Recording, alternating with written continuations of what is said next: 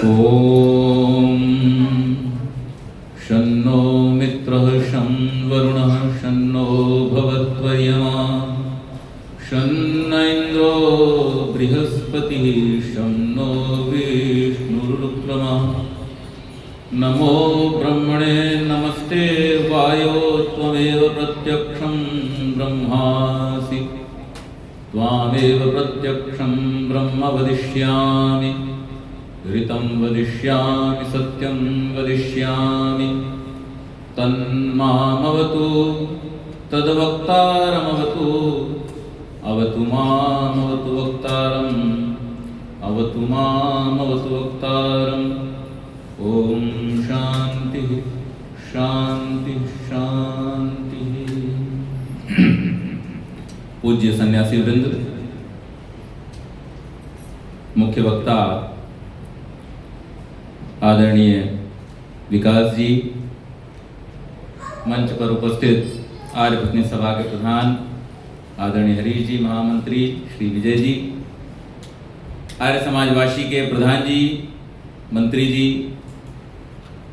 एवं समस्त उपस्थित महानुभाव, वंदनीय मातृशक्ति और हमारे इस कार्यक्रम की मुख्य अतिथि श्रीमती सावित्री वार्ष्णेय जी, हमारे भजनोपदेशक श्री देव जी।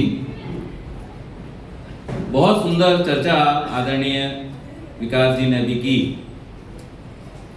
देखिए, आर्य समाज एक बहुत पवित्र संस्था है।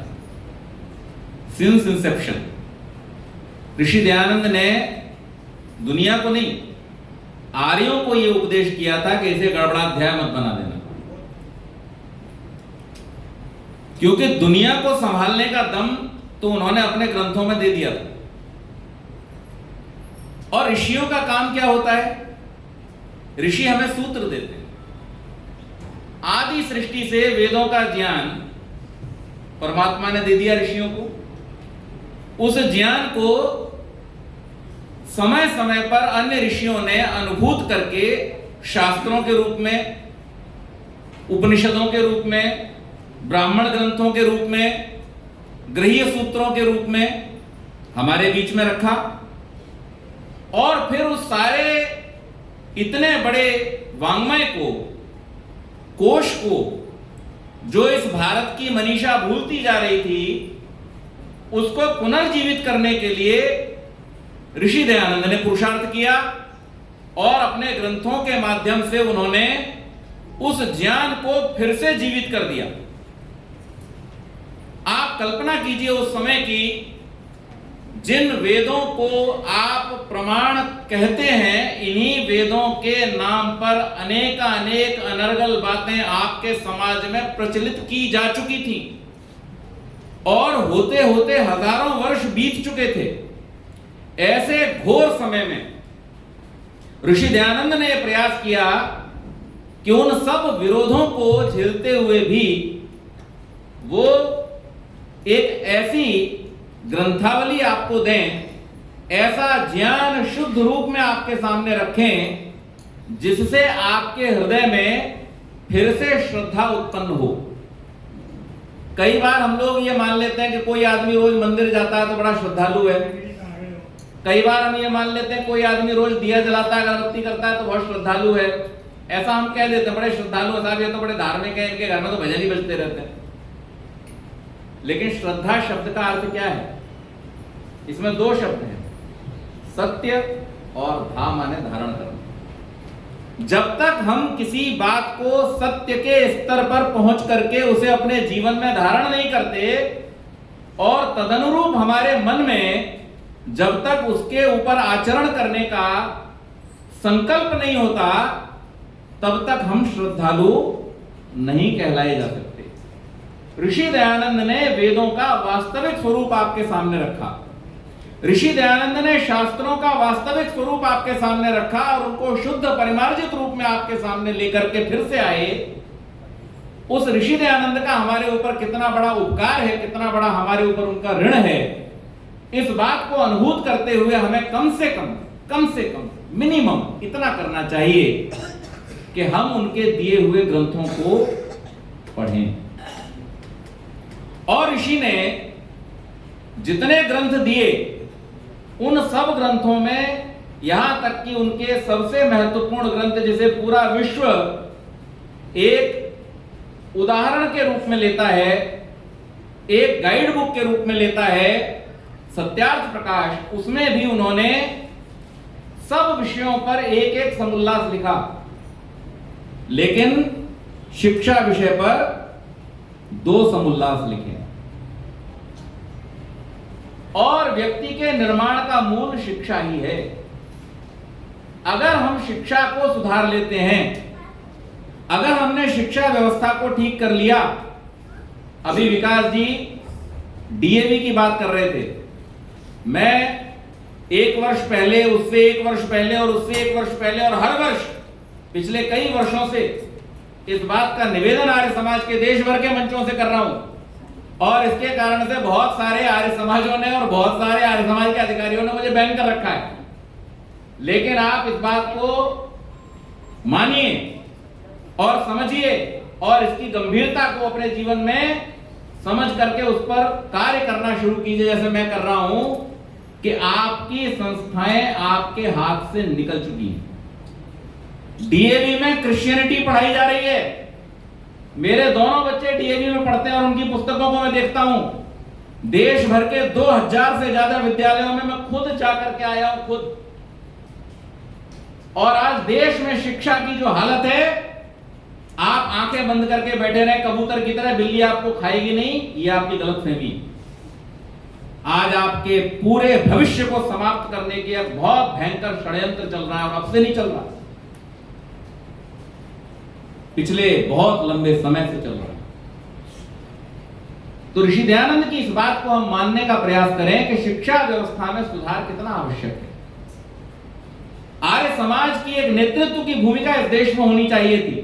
हम गाते हैं हर वर्ष 85% योगदान आर्य समाज का था। सीता भी पट्टा रमैया ने कांग्रेस के इतिहास में लिख दिया। क्या करें, ताली बजाएं इसके लिए? क्या करें? आज आप कहां हो? किधर आपकी आवाज है आर्य समाज की? क्या संसद में आपकी बात कोई करता है?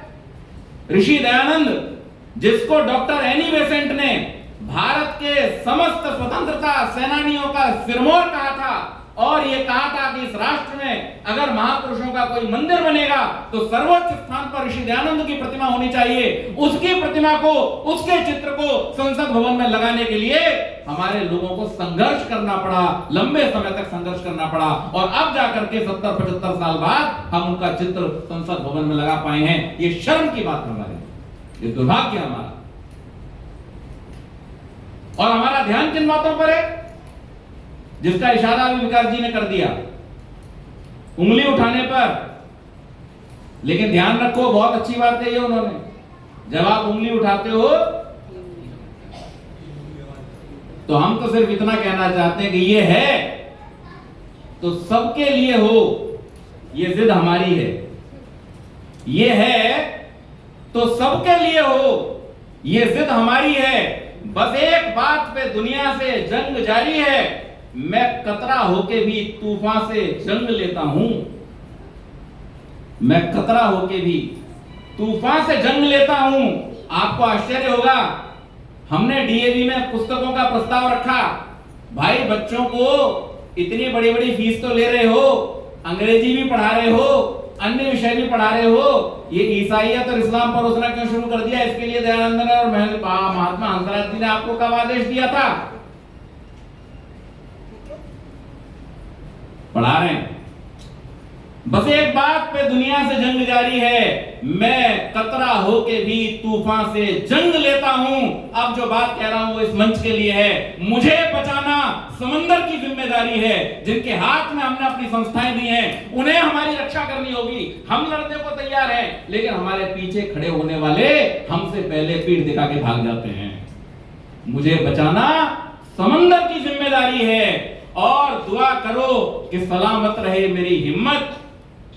ये आश्वासन आपको दे रहा हूं मैं। दुआ करो कि सलामत रहे मेरी हिम्मत। ये एक दिया ही कई आंधियों पे भारी है। ये एक दिया ही कई आंधियों पे भारी है। आज आर्य समाज का समर्थन चाहिए। हम उन लोगों को जो आर्य समाज की मशाल को अपने हाथ में लेकर के चल रहे हैं, हम आपसे ये अपेक्षा नहीं करते कि आप जाइए विश्व मंच पर जाकर के चर्चा कीजिए। हम आपकी मजबूरी को जानते हैं, क्योंकि आपको बचपन से वो माहौल नहीं मिला, आपको वो शास्त्रों का अध्ययन करने का अवसर नहीं मिला। लेकिन क्या आप जिन लोगों ने अपना जीवन खपा दिया है, ऐसे लोग जो हमसे छोटी उम्र के होकर के हमसे एक आश्रम आगे निकल गए हैं, हम जैसे लोग जो दिन रात केवल और केवल राष्ट्र की सेवा में लगे हुए हैं, क्या आप लोग हमारे साथ में थोड़ा सा भी सहयोग नहीं कर सकते? अगर आप इतना भी नहीं कर सकते तो ध्यान रखना, केवल एक गौतम खट्टर नहीं, इस देश के लिए, इस धर्म के लिए बात करने वाला हर आदमी कल जेल में जाएगा, क्योंकि आपके ऊपर लगातार हमले होने वाले हैं। और ध्यान रखना, हम जो मशाल लेकर के चल रहे हैं, अगर ये बुझ गई तो आपको बचाने वाला भी कोई पैदा नहीं होगा। तहरीर और तकरीर की जो बात पंडित लेखराम ने पेट में छुरे खाकर के कही थी, उसको कौन जारी रखे हुए? हम तो आपसे ये विनम्र निवेदन नहीं करते कि आप आओ रोज सवेरे हमारे पैर छुओ। हम तो आपसे नहीं कहते कि रोज आप दक्षिणा के लिफाफे हमारे पास लेकर के आओ। लेकिन जिन कार्यों में आर्य समाज की मनीषा लगी है, जिन कार्यों में आर्य समाज के उपदेशक लगे हैं, जिन कार्यों को करने में आर्य समाज के विद्वान लगे हैं, उसके महत्व को तो समझिए। ऋषि दयानंद ने क्या कहा था? ऋषि दयानंद ने यही कहा था कि वेद का पढ़ना पढ़ाना और सुनना सुनाना आपका परम धर्म है, अगर आप अपने आप को आर्य कहलाना चाहते हो तो। हम धर्म भ्रष्ट तो हुए पर नाम भ्रष्ट न हो, ये ऋषि दयानंद ने कहा था। अब तो हम धर्म भ्रष्ट नहीं हैं, नाम भ्रष्ट भी हैं, शिक्षा से भी भ्रष्ट हैं। अब बचने के लिए थोड़ा सा हाथ पैर मार करके कुछ तो तैयारी करो। तो बस एक बात पे दुनिया से जंग जारी है। आर्य समाज शुरू से पवित्र रहा है, आर्य समाज ने पवित्रता का उपदेश संसार को किया है। आपको आज जान करके फिर से दोहरा करके मैं बता देना चाहता हूं, आज जिसकी बात अभी विकास जी ने की, मैं आदरणीय प्रधान जी से बहुत लंबे समय से हमारी चर्चा चल रही, रूपाणी जी बैठे हुए हैं, मैं यहाँ पर एक बहुत लंबे समय से एक निवेदन कर रहा हूँ आर्य समाज के पदाधिकारियों से कि यहाँ पर एक शोध केंद्र बनाइए। आपकी बात को कोई क्यों सुने? आप ढोल पीटते रहो अपना। आपकी बात में अगर उनके जीवन के लिए, उनके जीवन के उद्धार के लिए, उनके इंटरेस्ट के लिए अगर कुछ नहीं होगा, आपकी बात को कोई नहीं सुनेगा, ये ध्यान रखिए। तो परिवर्तन हुआ है हमारी टेक्नोलॉजी में, परिवर्तन हुआ है लर्निंग के तरीकों में, इसलिए हमें भी हमारे प्रसारण के तरीकों में, प्रचार के तरीकों में थोड़ा परिवर्तन करना पड़ेगा। आज की जो मनीषा है, आज के जो बच्चे हैं बहुत तार्किक हैं और वो हर चीज को कहां देखते हैं? सोशल मीडिया पर देखते हैं या सोशल इंजन्स पर देखते हैं, जो गूगल जैसे इंजन्स हैं जिनके ऊपर ढेर सारा ज्ञान, गलत और सही सब कुछ परोसा जा रहा है। क्या हम ये प्रकल्प नहीं कर सकते कि आर्य समाज की ओर से हम एक ऐसा प्रकल्प करें कि हर विषय के बारे में वेदों में जो इतना विस्तृत वर्णन है और हमारे आचार्यों ने पिछले 150 वर्षों में जो पुरुषार्थ करके उस ज्ञान परंपरा को हम तक पहुंचाया है, उसको लेकर के हम सोशल मीडिया पर लेकर के जाएं। आज आप जरा सी कोई भी चीज खोजने के लिए जाइए, आपको कुछ नहीं मिलता है गूगल पर और सब उल्टा सीधा मिल रहा है, सब मिलावटी मिल रहा है। क्या हम उसके लिए प्रयास नहीं कर सकते? तो इसलिए देखिए, मैं तो एक ही बात कहता हूं, बहुत सारी मुसीबतें हमारे सामने आती हैं। आपको मैं बताना चाहूंगा, पुस्तकों का प्रकाशन किया, इतने घोर पापी लोग बैठे हुए हैं तंत्र के अंदर कि एनसीईआरटी जब हमारे यहाँ आई पूना हमारे शोध केंद्र पर, और हमने उनको जब अपना कोर्स दिखाया, उन दुष्टों ने अब जाके क्या किया, और मैं मीडिया पे कह रहा हूं बड़ी जिम्मेदारी के साथ में, उन्होंने अब सरकार को इस बात के लिए मजबूर किया है कि आप पूरे के पूरे प्रदेश में इस बात को लागू कीजिए कि केवल सब विद्यालयों को एनसीईआरटी की पुस्तकें ही चलानी पड़ेंगी। वो एनसीईआरटी की पुस्तकें जिनके अंदर साफ साफ लिखा हुआ है कि शराब और मांस खाने से आपका सोशल स्टेटस बढ़ता है, वो पुस्तकें जिनमें लिखा हुआ है कि अल्पायु में, या अल्पायु का उनका मतलब है 20-25 साल की आयु, कि जल्दी शादी हो जाने के कारण, पढ़ाई के तुरंत बाद शादी हो जाने के कारण महिलाओं के निर्माण में, महिलाओं के विकास में, उनके कैरियर में बहुत बड़ा व्यवधान आ जाता है। आज आपके परिवारों को तोड़े जाने का। एक और आपके देश के अंदर एक बैठा वर्ग है जो गवर्नमेंट को इस बात के लिए मजबूर कर रहा है कि 13 साल के बाद में हमारी लड़कियों को शादी की आजादी मिलनी चाहिए। वहीं दूसरा वही वर्ग का जो टीम बी है वो आपके देश के लोगों को, आपके बहुसंख्यक हिंदू लोगों को यह समझाने का प्रयास कर रहा है कि शादी मत करो, शादी करने से तो कैरियर में ये दोहरा जो आपके देश के अंदर चल रहा है इसको रोकेगा कौन? आपकी शिक्षा व्यवस्था के अंदर जो कीड़े घुसे हुए हैं उन कीड़ों ने आपके बच्चों के भविष्य को बिगाड़ने के लिए आपकी शिक्षा की नींव की जड़ों को खोखला करना शुरू कर दिया है। अब भी अगर हम नहीं जागे, अब भी हमने अपनी संस्थाओं को अगर जागृत नहीं किया तो ध्यान रखिएगा आने वाला समय बहुत कठिन समय होने वाला है। इसलिए मैं सिर्फ यही निवेदन करता हूं कि दरिया हो या पहाड़ हो, प्रधान जी टकराना चाहिए। दरिया हो या पहाड़ हो टकराना चाहिए। कोई ना हो तो खुद से उलझ जाना चाहिए, कोई ना हो तो खुद से उलझ जाना चाहिए। अपनी निगाह, अपनी नजर, अपना तजुर्बा, अपनी निगाह, अपनी नजर, अपना तजुर्बा, रास्ता हो साफ फिर भी भटक जाना चाहिए। हम आज एक्सप्लोरर्स की बात करते हैं ना, तो हम एक्सप्लोरर बने। दयानंद के ग्रंथों में जरा भटक करके देखें। मैं बड़ी विनम्रता से पूछना चाहता हूं, इस सभागार में बैठा कोई भी व्यक्ति मुझे बताए योगेंद्र शास्त्री को छोड़ करके स्वामी दयानंद ने कुल कितने ग्रंथ लिखे हैं? हाँ जी 350 और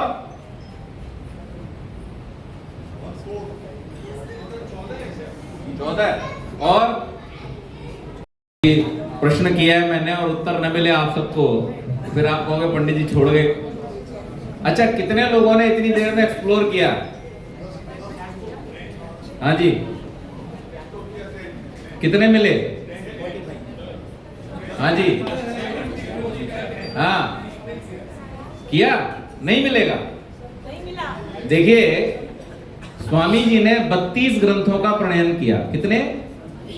32। और उनमें से कुछ ग्रंथ ऐसे हैं जो कि उनके अंदर कुछ लघु ग्रंथ हैं, तो उनको अगर जोड़ दिया जाए, अलग अलग गिन लिया जाए तो 67 ग्रंथ बनते हैं। ये आपको कहीं गूगल पे नहीं मिलेगा, ठीक है। और इनमें से कुछ पुस्तकें अब अनुपलब्ध भी हो गई हैं, पुस्तकालयों में उनका रीपब्लिकेशन हुआ नहीं, तो बहुत छोटे छोटे जो लघु ग्रंथ थे उनमें से कई सारी पुस्तकें जो है वो लुप्त भी हो गई हैं। लेकिन ये संख्या कम से कम याद कर लीजिए, और जो उपलब्ध हैं उन ग्रंथों को अवश्य में पढ़ने पढ़ाने के लिए घरों में रखिए और उसे पढ़िए। धन्यवाद।